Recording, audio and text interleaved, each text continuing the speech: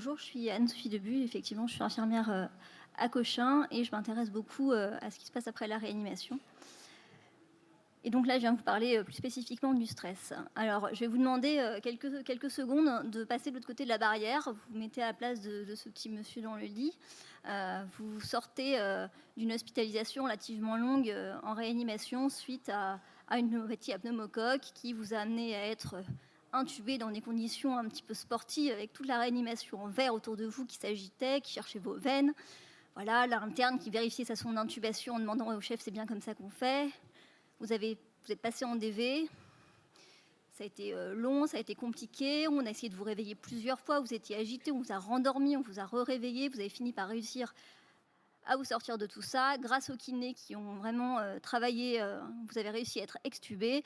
Et là, il est 1h du matin, vous attendez le tour de l'infirmière et vous savez que demain, vous sortez de réanimation. Alors, la réanimation, je pense qu'on est tous d'accord, c'est un lieu de stress. Mais alors, après la réanimation, est-ce qu'il y a encore du stress? Est-ce que le stress, c'est un effet secondaire de la réanimation? Il y a plusieurs types de stress. Alors, il y a ce dont on vient de parler, ce que les Anglais appellent le stress de relocation. C'est le stress du changement de secteur. On passe de la réanimation, qui est un environnement un peu, finalement, privilégié, protégé, vers la salle où il va y avoir un ratio infirmière-patient qui va être très différent. Il va y avoir un stress physique, oui, le corps va avoir subi beaucoup de choses difficiles en réanimation. Le stress lié au contexte, j'ai une famille, là je suis en arrêt, combien de temps ça va durer, c'est la catastrophe, etc. Puisque maintenant que je suis réveillée, je commence à penser à tout ça. Et puis enfin, le stress post-traumatique est quelque chose quand même dont on ne peut pas ne pas parler, parce que c'est quelque chose qui va avoir des conséquences très importantes. La prévalence du stress post-traumatique chez les patients qui sortent de réa, c'est très important. Selon les études, ça va de 3, alors là on voit 63%, effectivement, comme M. Charchard a dit tout à l'heure, en général on admet que c'est entre 10 et 30% des patients qui sortent de réanimation. C'est des chiffres qui sont vraiment, vraiment importants.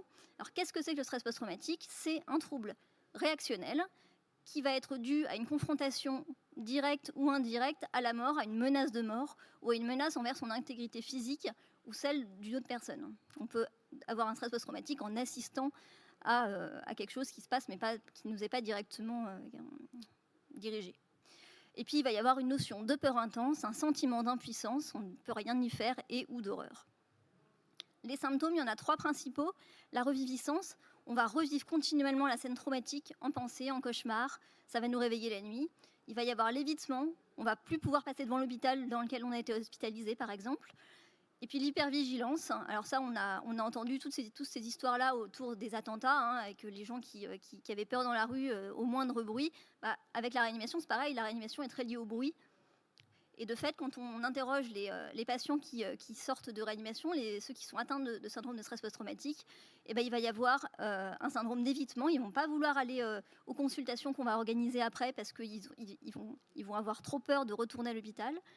Et de fait, il n'y en a pas énormément qui reviennent en réanimation voir ce qui se passe. Il va y avoir l'hypervigilance aussi, les bips, tout ça, ça va beaucoup les choquer, etc., etc., etc. Alors, il y a un certain nombre de facteurs de risque qui ne sont pas vraiment évitables. L'histoire psychiatrique du patient, ça on peut pas trop faire autrement. S'il a ou pas une famille qui le supporte, s'il est optimiste ou pas, tout ça, c'est des choses qui sont un peu inévitables. En revanche, en réanimation, il y a un certain nombre de choses qu'on fait, nous, qui vont provoquer ces troubles, qui vont aller jusqu'au stress post-traumatique, mais qui peuvent être simplement, entre guillemets, bien sûr, de l'anxiété, de la dépression, et un tas d'autres conséquences. Et notamment, il va y avoir la sédation, le délirium, l'analgésie qui sera plus ou moins bien faite, l'intubation, la durée de ventilation mécanique, la trachéotomie, les contentions bien sûr. Voilà, tout ça c'est des choses sur lesquelles on peut plus ou moins jouer.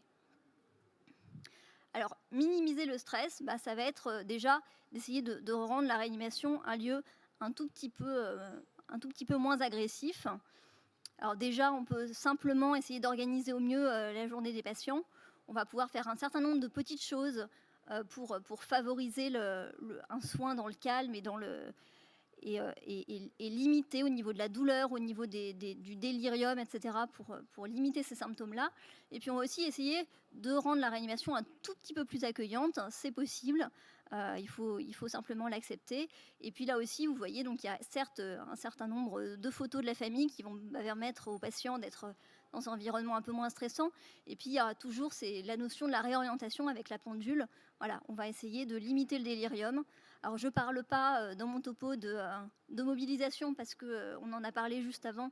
Mais bien entendu, ça fait partie de ces petites choses. Il va y avoir aussi la gestion du bruit, parce qu'on sait que le bruit en réanimation, c'est un gros problème, que ce soit le jour ou la nuit, et le bruit va atteindre des niveaux qui peuvent être très très importants, même si nous on ne s'en aperçoit plus parce qu'on en a pris l'habitude. Et le bruit, ça va être un vrai problème. Alors, pallier aux facteurs de risque, on ne va pas pouvoir pallier à tous les facteurs de risque. Moi, j'ai choisi de m'intéresser à l'amnésie. Parce que on a montré que voilà, il y a un vrai lien entre l'amnésie et le syndrome de stress post-traumatique des patients qui sortent de réanimation. Là, vous voyez dans cette étude de Christina Jones, vous voyez que les patients qui n'ont pas de souvenirs de réanimation, mais des souvenirs délirants, vont avoir un score de l'IES qui va être bien supérieur à ceux qui vont avoir des souvenirs de réanimation. Cette étude suggère que même avoir une mémoire d'événements très déplaisants, très désagréables, ça va être protecteur par rapport au stress post-traumatique. C'est mieux de se rappeler de choses désagréables que de rien se rappeler du tout, ou d'avoir que des souvenirs délirants. C'est quelque chose qui est assez contre-intuitif pour nous. Nous, on a très souvent l'impression en tant que soignant que c'est mieux s'ils dorment quand même. Ben oui, mais non. L'amnésie, pourquoi c'est un vrai problème? Parce qu'on se construit avec ce qu'on vit. Et quand les patients ils sortent de réanimation, ils ont ce qu'on appelle le trou réa. Et ça va être vraiment quelque chose qui va être extrêmement traumatique. Et il y a 2 ans, mon grand-père a passé 3 jours en réanimation, 3 petites journées, c'était rien, sepsis, il a eu un peu de noradrénaline, pas intubé, rien. Aujourd'hui encore, à chaque fois que je le vois, il me demande « mais comment c'est la réanimation? Raconte-moi » parce que c'est quelque chose qu'il a tout perdu de ce moment-là, c'est que 3 jours, et pourtant ça l'a complètement traumatisé. Alors, jouer sur l'amnésie, il va y avoir bien sûr limiter les sédations, hein, ça a prouvé son intérêt dans plein de choses, notamment la durée de séjour en réa, mais aussi la durée de ventilation mécanique. Il a été prouvé aussi, ça c'est une étude que nous on a fait dans le service, mais qu'on a reproduit à partir d'autres, qui montre que on peut arrêter les sédations tous les jours. Il n'y a pas d'effet secondaire à part un petit peu d'agitation. Les patients ne s'extubent pas, les patients ne sortent pas du lit. Ça se passe bien en général. Et puis bien sûr, l'amnésie, il va y avoir un outil qui est très pratique, c'est le journal de bord. Le journal de bord, qu'est-ce que c'est? C'est raconter aux patients ce qui se passe au quotidien. Dans cette autre étude de Christina Jones, qui est très, très investie sur ces thématiques, on voit que à 1 et 3 mois, dans le groupe contrôle et dans le groupe interventionnel, on voit que les patients qui ont bénéficié d'un journal de bord, ils ont un stress post-traumatique qui est bien inférieur, ils ont beaucoup moins de symptômes de stress post-traumatique s'ils ont bénéficié d'un journal de bord. Et on voit que ce n'est pas modifié à 1 mois. Pourquoi? Parce qu'ils n'ont pas encore, soit ils ne l'ont pas encore lu, soit ils ne sont pas encore tout à fait sortis de l'hôpital. Donc on voit bien que l'impact est vraiment important. Puis dans cette autre étude, c'est assez intéressant de voir que là, on va jusqu'à 36 mois.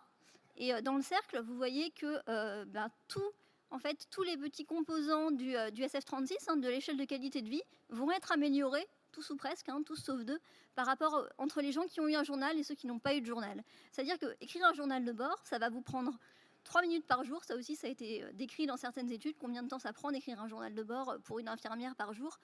Mais bien sûr, ça peut être écrit par n'importe qui dans le service. Eh bien, 3 minutes par jour, ça va vraiment avoir un impact à long terme. Donc ça, je trouve que c'est un outil qui est extrêmement intéressant pour ça. Pourquoi? Parce que je comprends ce qui m'est arrivé, je crée du sens, je comprends pourquoi est-ce que mes proches sont complètement surprotecteurs avec moi et je m'engueule un peu moins avec eux. Et puis en même temps, je comprends pourquoi est-ce que je mets autant de temps à récupérer et donc je culpabilise moins. Finalement, c'est normal que ce soit aussi long et aussi difficile. Et donc je déprime moins et ça va avoir vraiment un impact global. Qu'est-ce que c'est le journal de bord? En quelques mots, ça va être remettre les événements quotidiens de l'hospitalisation, les visites, les progrès, les aggravations, les examens du jour, s'il est agité, s'il délire, dans un contexte global avec les événements de l'actualité, la vie familiale. Et ça va permettre de recréer l'histoire du patient qu'il va avoir raté, entre guillemets. Bien sûr, ce n'est pas un dossier médical. S'ils veulent leur dossier médical, ils peuvent tout à fait faire la demande. Il ne faut pas oublier que c'est un outil qui va rester dans la chambre à la disposition de tous. Donc du coup, on va éviter d'y mettre des informations sensibles. Et puis enfin, la dernière chose dont je voulais parler aujourd'hui, c'est que le stress après la réanimation, ça va être aussi comment on a géré la sortie. La sortie, c'est donc un moment qui est à la fois très enthousiasmant pour le patient, mais en même temps extrêmement stressant. Ça va être très stressant parce qu'ils vont se retrouver dans une unité de soins courants où les infirmières n'ont pas l'habitude de ce type de patients, n'ont pas l'habitude ni des patients d'ailleurs qui vont être stressés, ni des patients qui vont être avec une autonomie aussi chancelante que la leur. Et donc on a besoin de communiquer avec les infirmières de salle. C'est vraiment quelque chose qui a été montré dans cette étude, c'est assez intéressant. On a interrogé les infirmières de salle en leur disant comment ça se passe quand vous recevez un patient de réa. Elles disent on n'est pas formés et les transmissions qu'ils nous font, c'est pas adapté à ce que nous on a besoin en fait. Nous on a besoin d'informations qui soient beaucoup plus concises parce qu'on n'a pas le temps de lire le dossier. Quand les infirmières en réanimation, elles ont 3 patients, elles ont le temps de lire les dossiers, c'est bien. Nous on peut pas, on en a 20, c'est pas gérable. Et donc nous donner des transmissions qui soient très ciblées par rapport à l'autonomie du patient notamment, est-ce qu'il va falloir que j'aille le voir tout de suite ou est-ce qu'il va pouvoir attendre, ça va être très important. Il faut apprendre à passer le relais. Ça, c'est quelque chose qui manque encore, je pense. Je parle de ma propre expérience, mais je pense qu'on a tous un peu cette idée-là. Quand on fait sortir le patient de réa, nous, on attend déjà le patient suivant, on le pousse un peu dehors. Et puis bon, en plus, il commence à être un peu pénible. Le patient qui est trop autonome en réanimation, c'est compliqué à gérer. Et donc, voilà. Oui, il faut apprendre à passer le relais. Et dans cette table ronde qui a été faite en 2002 à Bruxelles avec des réanimateurs internationaux, ils ont fait ce schéma qui est le schéma traditionnel. Donc il y a l'avant la réa, il y a la réa, et puis après on sort. Et puis ils ont proposé ça. Ils ont proposé que déjà le réanimateur se déplace en salle pour voir les patients qui sont un peu limites. Éventuellement, ils les admettent en réa. Et puis à la sortie, on continue, on ne les lâche pas comme ça. Si vous avez tous vu une course de relais, le Usain Bolt, il continue à courir un peu avec la personne à qui il a donné le bâton. Il ne s'arrête pas de courir à l'instant T, on va accompagner un petit peu la personne. Et là, c'est pareil. Il va y avoir un suivi à une semaine, une consultation réanimatoire, une organisation de la sortie et la clinique de suivi post-réa, qui est un outil qui est aussi très intéressant, qui est plus compliqué à mettre en place que le journal de bord qui ne réclame qu'un cahier, mais qui va être aussi très très utile. Donc passer le relais à l'équipe, c'est vachement bien. Passer le relais à la famille, c'est aussi important. Parce que finalement, la famille, même si on a parfois un peu tendance à l'oublier en réanimation, parce qu'en fonction des services, le service n'est pas forcément ouvert suffisamment, donc on ne la voit pas beaucoup. Et puis eux, ils ne savent pas très bien quoi faire. Ils ont quand même un certain nombre de contributions qui ne sont pas reconnues auprès de leurs patients, ne serait-ce que la présence active. Le rôle de protecteur, ils vont être un petit peu parfois un peu pénibles. Est-ce que vous avez bien fait ça? Oui, parce qu'ils ne savent pas quoi faire d'autre. Donc si on leur donnait un peu plus de rôle, peut-être qu'ils seraient moins dans cette agressivité. Être des facilitateurs, eux, ils les connaissent bien, ils comprennent ce qu'ils disent même sur le tube, que parfois, nous, c'est très compliqué à faire. C'est les historiens, c'est eux qui vont être les journaux de bord vivants quand on ne peut pas en écrire un, des coachs, etc. Les familles sont très favorables à participer aux soins. C'est vraiment des choses qu'ils n'osent pas le demander, mais quand on leur propose, ils sont assez d'accord. Et de façon globale, les patients sont plutôt d'accord aussi. Et puis, est-ce que c'est faisable? Ouais, c'est faisable. Les infirmières, vous leur demandez, est-ce que c'est compliqué de faire participer la famille aux soins? Est-ce que ça vous donne une charge de travail supplémentaire? Il y en a quelques-unes qui disent non, aucune. La plupart qui disent légèrement. Et au pire, c'est une charge de travail qui est raisonnable. Donc, c'est tout à fait faisable. Et permettre ça, ça va être juste de permettre ce qui va de toute façon se passer, qu'on agisse ou pas, mais plus ou moins facilement. C'est qu'après la sortie de l'hôpital, c'est la famille qui va gérer. Et donc, si on a commencé à les aider au début, on va pouvoir continuer. Ils vont pouvoir continuer plus facilement parce qu'ils auront pris cette habitude, ils se seront réappropriés leurs proches un petit peu. Et ça va leur permettre beaucoup plus facilement de retrouver leur rôle auprès de lui. Et puis enfin, je ne pouvais pas terminer ce topo sans dire qu'il faut passer le relais à la famille, à l'équipe, mais il faut aussi passer le relais aux patients, parce qu'on l'a un peu oublié en réanimation, il était inconscient, tout ça, il n'était pas très autonome, il ne savait pas trop, il était un peu confus. Mais après, il va falloir quand même lui expliquer ce qui va se passer après. Et je vous encourage à aller sur ce site qui s'appelle ICU Steps, hein, qui édite des petits livrets qui sont traduits dans toutes les langues, hein. Vous avez jusqu'au bengali, donc c'est vraiment très large, et qui édite des petits guides qu'on peut imprimer tout à fait gratuitement dessus, qui accompagnent les patients en post-réa. Alors là, vous avez des choses un petit peu globales, avec notamment comment ça a affecté votre corps. Bah oui, ils vont avoir la peau sèche en sortant de réanimation, c'est normal, c'est classique, mais personne ne leur a dit ça. Et donc, ils vont se poser des questions. Donc, ce petit guide est assez bien fait. Et il y a aussi un guide, notamment avec des petits exercices de kiné à faire à la maison tout seul, qui n'est pas inintéressant aussi. Voilà, je vous remercie de votre attention.